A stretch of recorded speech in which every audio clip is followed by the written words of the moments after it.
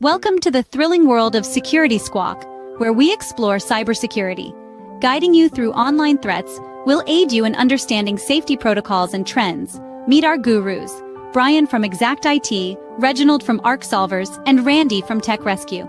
Together, we'll delve into current events and hot cybersecurity topics, helping you comprehend their impact. Stay informed, stay secure. Security Squawk, the business of cybersecurity. Buckle up, let's dive in. Welcome back to another episode of the Security Squawk Podcast, where we break down the craziest and most important stories in cybersecurity so you don't have to read 50,000 articles to keep up. I'm your host, Bryan Hornung, and joining me as always are my partners in digital defense, Randy, Bryan, and Reginald Andre. What's up, guys? How are you? Doing good. 82 degrees and nice and sunny here. How about you, Bryan? Stop. Hot and sunny in Texas, too. Stop. You know it's miserable here. We get this nor'easter that you guys just keep talking about. It's actually making the news that you guys are talking about it, which is even more ridiculous. It caused a cold front in Miami on Sunday. The weather got down to 75. People had to stay indoors, man. Yeah. Sweatshirts. Lowest attendance in church that last Sunday. Had to bust out the Miami Dolphin sweatshirts. Well, that's it. All right. I'll shut up now. Yeah. So we got a fun lineup this week, and by fun I mean it kind of makes IT pros pull out their hair. We're going to talk about universities getting their payrolls hijacked by phishing pirates, how your help desks are becoming the weakest link in identity security, and it's not always about sophisticated cyber criminals, guys, when it comes to some of these hackings and breaches that we hear about. And we got a teenager who thought hacking power schools, if you remember that one, that was when all the schools had their kids' information breached. This kid thought it would be a quick flex, but he might end up spending the rest of his time flexing in prison. So grab a coffee, secure your endpoints. Let's dive in as we get into it with Andre. Kicking things off with this one, universities are finding out the hard way that higher education doesn't always mean higher cybersecurity. And apparently, cyber criminals are running some pretty slick phishing campaigns targeting university payroll systems. What's happening here, Andre? Fill us in. Yeah, so Microsoft is actually bringing this one to the table, and they're saying that since March of this year, they have observed 11 successful compromised accounts from 3 universities. So they're saying that hackers have sent out to about 25 different universities, 6,000 emails. And what they're basically doing is they're trying to trick the employees to clicking an email. And they're using a HR platform called Workday and using some other ones. And Workday is similar to like ADP Payroll or one of those companies, but specifically this is what the universities are using. So an employee gets an email, a phishing email. It's something that says, hey, you have there's been a COVID exposure from one of the students. Of course, the employee wants to click on it. They click on it, and it brings them to a fake Workday-like website where the employee then puts in their username, their password, and their 2FA. And now the bad guys are able to harvest that, and they on their back end now go in and change the employee payroll information as far as the automatic deposit of account information and so forth. So what Microsoft is basically saying is they're going in, they're changing salary information, and I guess these professors are making a lot of money because it's taking them months to even figure out that they haven't gotten paid in a couple of payroll cycles. I know for me, first person that's going to let me know if there's no money in my bank is my mortgage company. So it goes a couple of months, and now they're realizing they're backtracking and doing the research and realizing that this happened. So I have a couple of issues with this. The biggest one that I saw was that a Workday spokesman said that they encourage our customers to enable phishing-resistant MFA methods and add extra steps around sensitive changes like payroll to protect against threats like these. So when I read that, I was like, wait, but you're the payroll company. You're the one that can control if an ACH routing number gets changed. there should be a phone call. There should be something that you now tell that employee this information has been changed. So, so nevertheless, if it's starting happening in universities, it's only a matter of time till it trickles down to the small businesses. So be careful. Yeah, I see a lot of emails like this as a CEO, Andre. A lot of phishing emails that come in that are acting like they're an employee. Got one a couple of weeks ago that came in. It was a employee that hasn't worked here for me in like 12 years probably. And it wasn't even their actual Gmail address. It was just some rando Gmail address. But anyway, it was asking, how do I change where my payroll gets sent? Right. See those pretty regularly in our quarantine. So yeah, and it's just showing you, because remember how we've talked about so many times how universities have gotten breached. The lists of all employees have now been sold on the dark web. So we're just seeing a creative way of these bad guys using that. Yeah, and I can imagine that, like, even as we speak, there's criminals over there, playing around. I call it Chat GPT, playing around with some kind of bad version of Chat GPT or, some other local LLM, and they've taken the guardrails off of, and they're over there using AI to come up with even more, more creative ways to phish, to get in, to steal money or whatever. It's exploding is the way it appears right now. This is the old smash and grab, right? This is a new smash and grab, because these are types of things like you're going to catch it, right, fairly quickly. As Andre says, like when somebody knows their money doesn't show up, whether it's your, one of your vendors or one of your mortgage company or an employee who doesn't get paid, you're going to pick up on that pretty quickly, I think, these days. And, it's a one-time thing, right? They're going to get that salary diverted one time, maybe, unless somebody's independently wealthy or has a bunch of money and they just don't pay attention to their finances like that. I think that's a small percentage of the world. But at the end of the day, it's the smash and grab of the digital era, right? Where back in the day, criminals used to walk into a store, usually a jewelry store, smash the case and just grab whatever they can get their hands on and run out.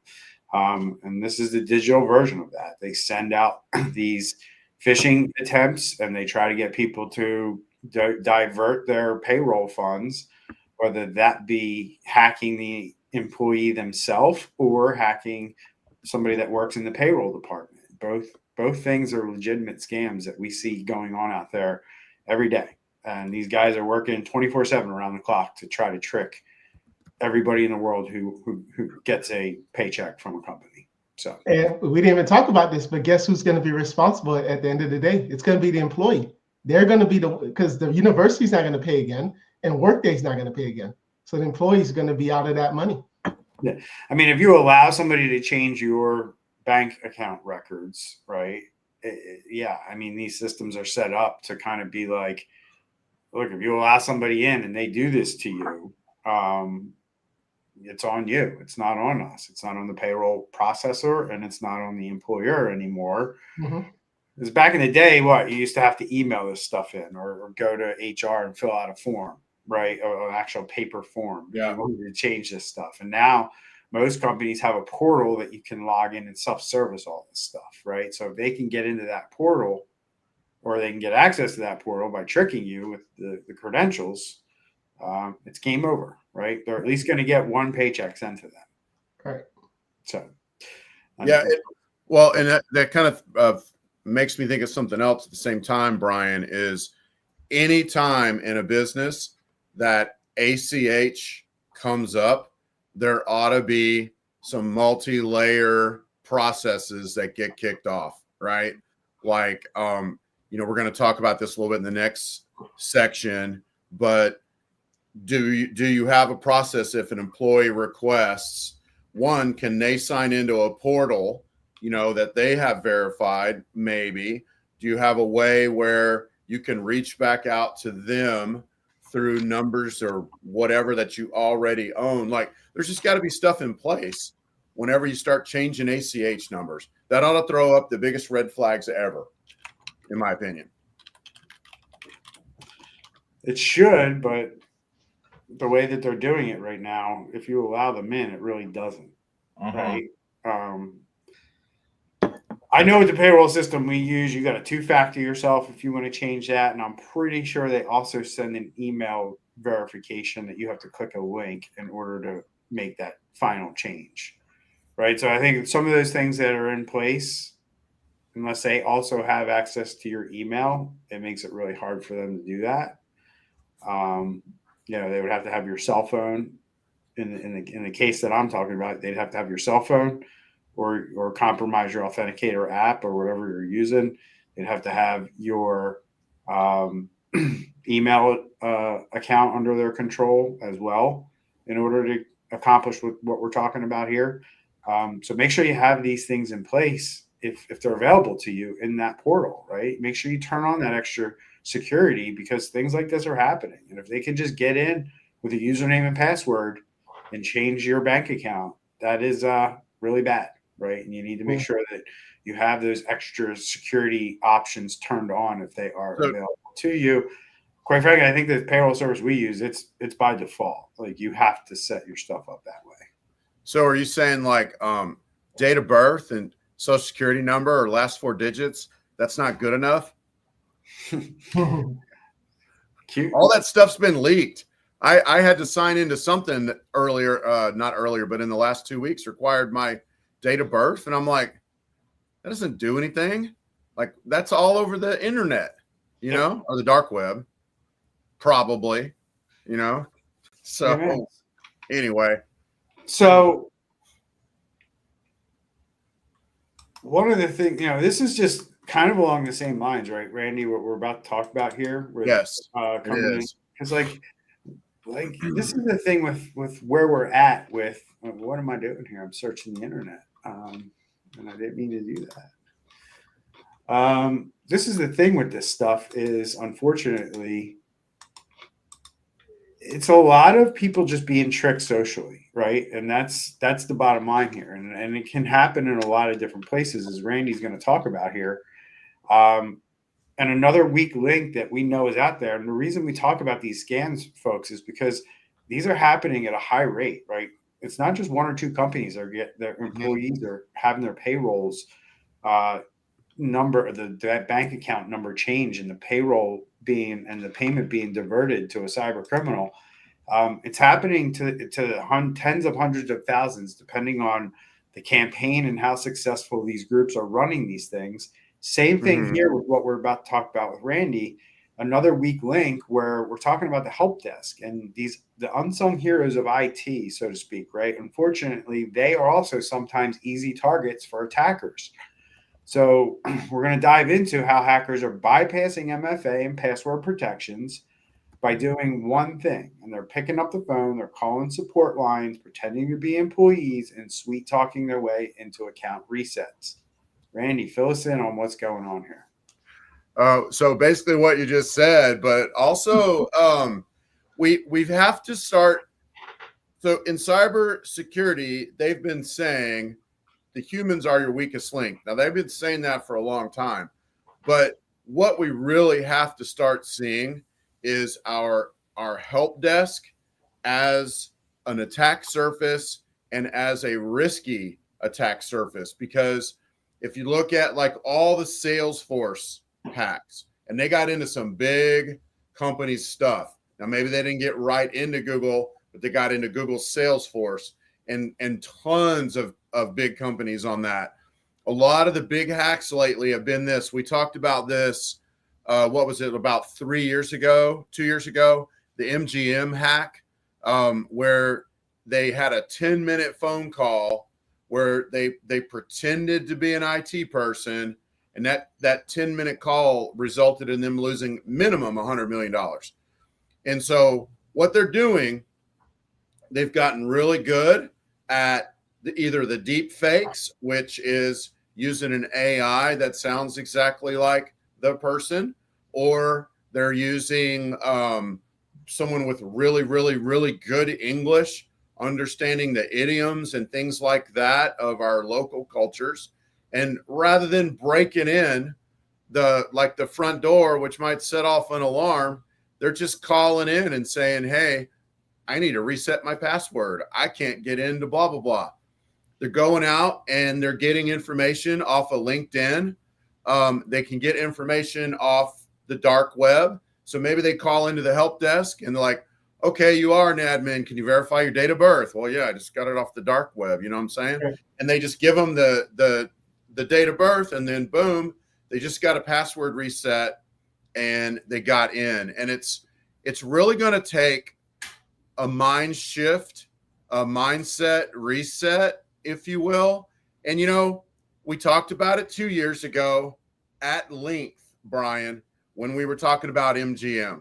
We talked about this a lot, about social engineering, but we really need to start looking as help desk kind of, you know, help desk is one of the risky areas of the business.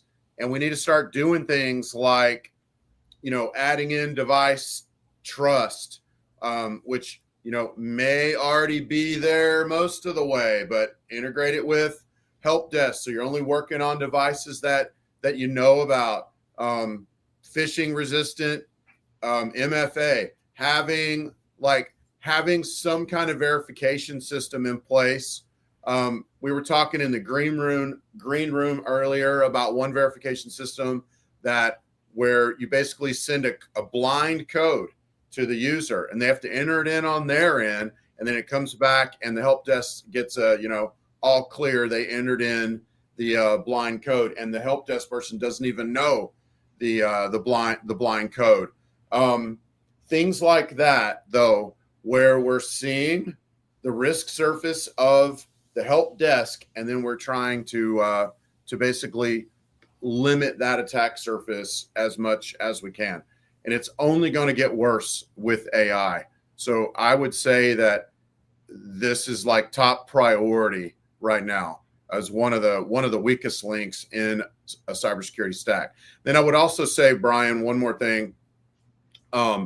If we also view cybersecurity as not only zero trust, but segmented, and make it where if the bad guys do get in through the help desk, that doesn't give them the keys to the whole kingdom. Maybe they get into one little area. And one last thing, that brings in the need to have vision into the into everything. All of that needs to be seen. So if something over here happens, your security operations center can see that and do something about it. That's kind of my 2 cents on it. I'd love to hear what you guys think about this. I don't know if you guys remember, there was a video, and it was a true story of a lady, and they put basically a fake baby crying in the background, and she was able to call the bank and convince the bank to give her access to things that she didn't even have access to, because there was sympathy from the person on the other end. So it's the same concept where, think of a CEO or someone saying, oh my gosh, I'm locked out of my meeting. I need to get in right now. I got 5 minutes to log into my Teams. I'm talking fast. All right, I'll slow down. Sorry. But basically what I'm trying to say is there are ways where you can try to sympathize with the person on the other end, and from there, you know, get them to let you in, even though they don't really recognize your voice. Also, something else that should be thought of is that your website, like if you're a IT company and you're listening to this, and you have like testimonials on your website with clients, that is a big red flag for me, because the bad guy now has been able to put 2 and 2 together. And now all they now need to do is do one of these social engineerings and say, I'm Sam, and use that voice, AI voice or whatever it is, and I need to get access and so forth like that. So some things do need to, you know, it's nice to when you have a nice big account and you want to show that off, but at the same time, the entire public doesn't need to know that. And then recently, I would say in the last 2 weeks, we actually implemented this blind trust. So with us, if you call our help desk, they will not help you until you give them the code that is sent via text or email. Cool. Yeah, I think of a story I remember from a company that we were talking to at one point, and they didn't have like IT as integral part of their business. They outsourced it to another company, and as a result of that, they, for lack of a better term, they cut corners. And one of the things that they did is they had this lady in HR responsible for resetting passwords. And so when somebody needed a password reset, they called this woman in HR. And, they got hacked as a result of it. This person called them, and when it was looked into and they kind of found out what happened with Brenda in HR, she just said that the person on the phone sounded like somebody that she thought was from IT or from the IT company. She thought she recognized the voice and they sounded nice, is what she said. But it ended up resulting in the fact that they got the password that they needed to get into the system. So it's wild. The tech that we have just keeps getting smarter, but the humans, unfortunately, just aren't aware of this stuff, and they become victims very quickly. That's why, as you guys mentioned, training is a huge part of this. But the technology around call verification and having procedures around this stuff and separation of duties, meaning maybe Brenda, logs the call, but she's not the person who actually resets the passwords. There's some kind of check and balance in there to make sure. Those are things that you can build into your procedures that make it way harder for these guys than we're making it today. So that's kind of how I look at it. Any last thoughts there? Go move on. Well, one last thought is I would just challenge our listeners, as you hear other breaches brought up, you're going to see more and more this social engineering aspect. And then just be thinking about how you can make your own organization more secure to things like this. It's just a wild one, guys. We're going to wrap up the show here with this last story, straight out of, a Netflix teen drama, except the ending isn't a prom dance. It's a possible 7-year prison sentence for this guy. No, I haven't. Leave me alone. 17-year-old faces serious time for hacking power schools. If we remember that, it was a pretty big deal that, we talked about a lot on this show. I'm pretty sure I covered it on my own YouTube channel. And it was the hack that was kind of heard around the world for K through 12 schools when they found out that, like, hey, this system that we use, a lot of schools use, that has a lot of student data in it, has been hacked, has been breached. And I remember the big thing at the time, though, we were calling out power schools for how they handled the situation, right? And they were forcing the districts to kind of handle this as if it were their own breach rather than power schools owning the breach themselves. And here we go. Instead of it being one of those sophisticated hacking groups that did this, we have another 17-year-old who decided that he was going to try to do something here and ended up, I don't know what he thought he was doing anyway, but, he went through with the full, extortion of this organization. The system that these schools used for grades and student information, he was able to gain unauthorized access, leak the data, and cause major disruptions at these schools and how they do business. Authorities are using this case as a warning that even small hacks and small little-time hackers can lead to big-time consequences, right? We always focus on these big cyber criminal groups, usually out in Russia or wherever. And, we know there's other groups that exist out there in the world in other countries. And there's, groups that exist that are just loosely based on, Discord servers, right? They're in all different countries. And here we have now students literally high school students who've turned the weapons onto the schools themselves, right? And they've reached the points where students can hack their own schools easier. They can do things like log on. Like I know kids in my son's school who know how to log on to the Wi-Fi at the school. Mm-hmm. And you know, they know how to do this stuff. They can figure it out. They're getting smarter, right? Yep. Every kid that grows up with this technology knows how to use it better, you know, than we do, unfortunately, right?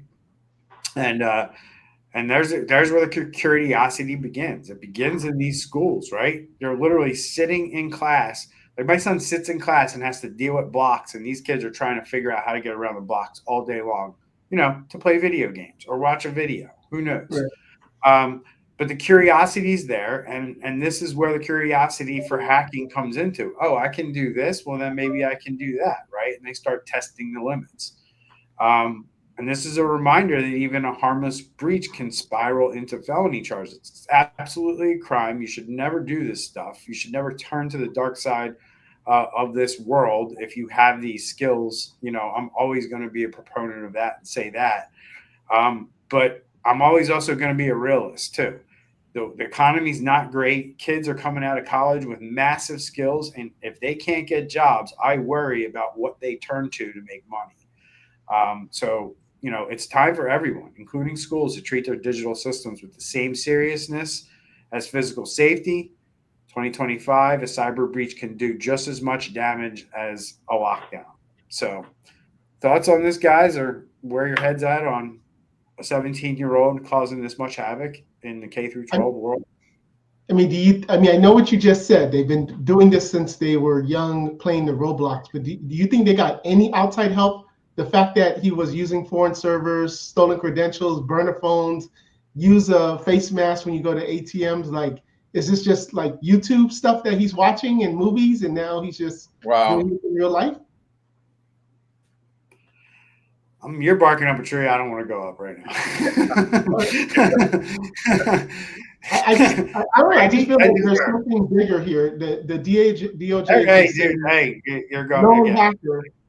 Yeah, we don't know what's going on out there. That's really great question, man. And like what Bryan said, man, I think you're barking up a tree that I don't know if we have time to really go there, but wow, what if? You know what I mean? And if that's not what's happening, man, they need to try to reform this guy and get him to work for the good guys. You know what I mean? Because he's obviously got a knack for things that could be used for good. Whatever it is. I mean, if the kid's being manipulated by some, like, you know, worldly elite power, and he's working for them, could be, who knows? Or a kid could have just watched a bunch of Netflix movies and figured life out. Who knows? Kids are very smart, and this is something we're going to have to deal with the social media. They're exposed to a lot of stuff at a very young age that most of us that are over the age of 40 weren't exposed to at these ages. Yeah. And, you know, they're going to be able to figure things out a lot quicker, I think, you know, and connect the dots a lot quicker. So for good and bad. And I think that's probably what we're seeing is a lot of that too. Yeah, it also mentioned he also did other victims, foreign governments, and also telecom companies since 2021. There you go. He's been working.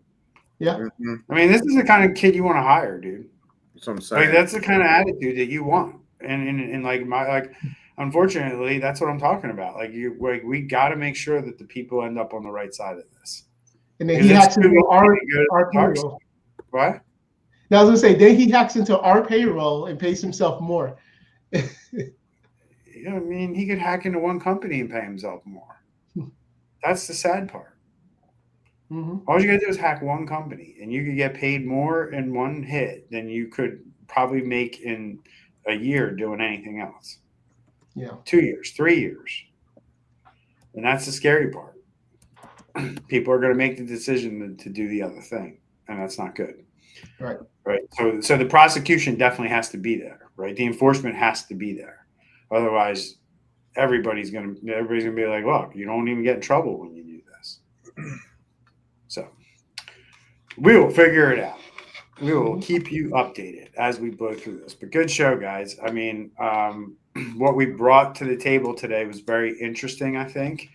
If people didn't realize, today's stories had a common thread that humans are still the biggest risk in cybersecurity.